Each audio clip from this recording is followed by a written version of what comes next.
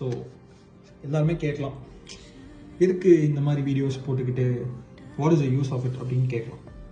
So என்னால் இன்னைக்கு வந்து ஒரு எனக்கா பிடி பைஸ்னு சொல்லுவாங்க ஆண்டர்ப்ரனர்ஸ்லாம்.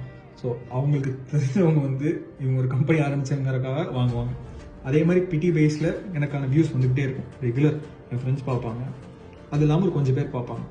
ஸோ என்னால் வந்து போய் இன்றைக்கே வந்து பாகிஸ்தானை திருத்த முடியாது, இந்தியா மாற்ற முடியாததுனால எனக்கு எதுவுமே என்னால் பண்ண முடியாது.